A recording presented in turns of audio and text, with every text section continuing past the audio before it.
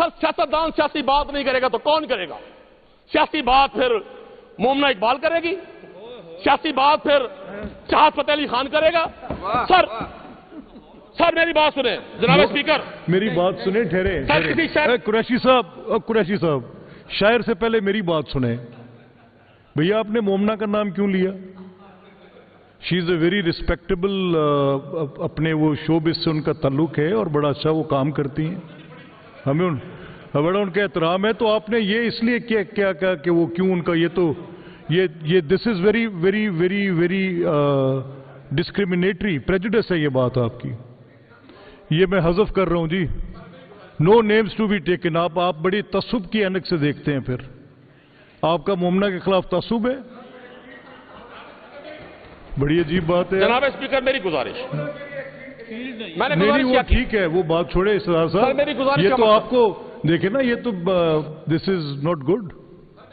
آپ اپنے الفاظ واپس لیں، الفاظ واپس لیں. میری عرض کرنے کا مقصد میں نے فن تو کر دیا، آپ کا اچھا لگے گا، پولیٹیکلی وائز لگے گا، آپ کہہ دیں کہ فرتے جذبات میں کہہ گیا ہوں. میری موقف سن لیں، اس کے بعد جیسے آپ کہیں گے ہم حاضر ہیں. ہم نے تو آپ کی ہر بات ماننی. ہمارے پاس تو سر امید کی ہے کہ آپ ہیں، اس کے علاوہ تو اندھیرا ہے آپ طرف.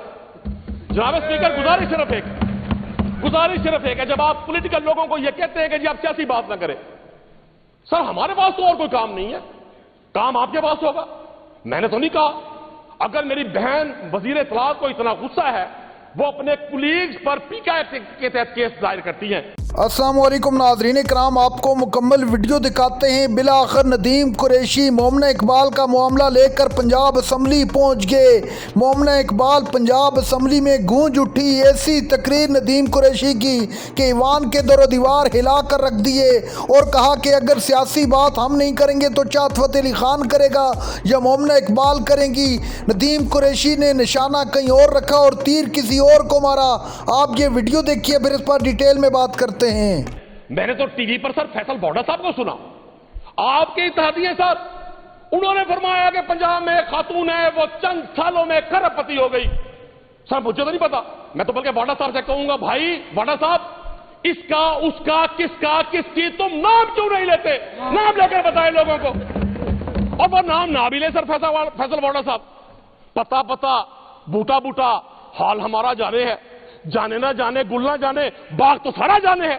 جناب اسپیکر میری بہن کو بڑا غصہ تھا، مجھے نہیں پتا کیوں غصہ ہے. یہ کیس کرے شاہد میتلا پر سر، جنہوں نے پاکستان کے ٹاپ کے انگلش نیوز پیپر میں لکھا کہ ایک خاتون نے ایک سال میں 18 بلین روپیز کی کرپشن کی پنجاب میں. میرے پاس ثبوت ہے. سر جب ہم یہ بات کرتے ہیں ہمیں بولنے سے روکا جاتا ہے. آپ سیاسی بات نہ کریں.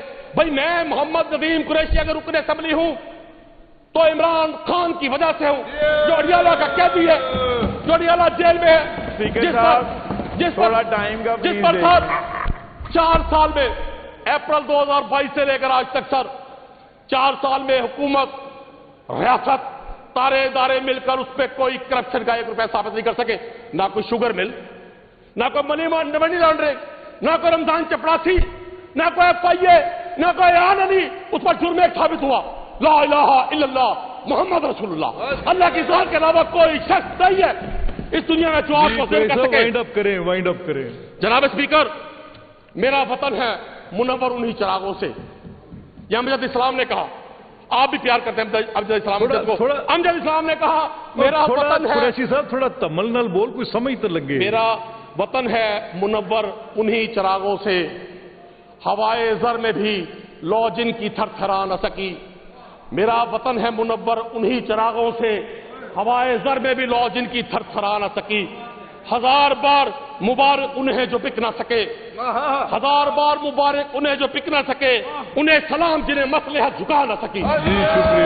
میں ان دونوں کو یہاں سے اپیل کروں گا بھائی، التجا بھیک یا درخواستیں اپوزیشن کے لوگ کرتے ہیں، اور بھائی پیپلز پارٹی کے لوگوں آپ تو گورنمنٹ میں ہو، ایوان صدر میں جو آپ نے احرام مصر کی ممی بٹھائی ہوئی ہے اس سے کہیں اگر وہ دب کے لگا کر گلگت بلتستان کا الیکشن کر سکتا ہے تو آپ جنوبی پنجاب صوبہ نہیں دے سکتے.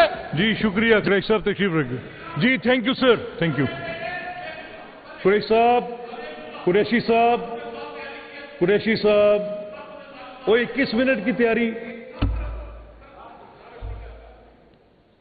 نہ منہ چھپا کے جیے نہ منہ چھپا کے جیے ہم، نہ سر جھکا کے جیے، نہ منہ چھپا کے جیے ہم، نہ سر جھکا کے جیے، جیے تو ستمگروں کی نظر سے نظر بھلا کے جیے، اور اگر ایک دن کم بھی جیے تو کوئی بات نہیں، ہمیں خوشی ہے کہ ہم اپنے حصے کی شمع جلا کے جیے۔ تھینک یو جناب اسپیکر، بس جی قریشی صاحب یار، ندیم پلیز بی سیٹڈ۔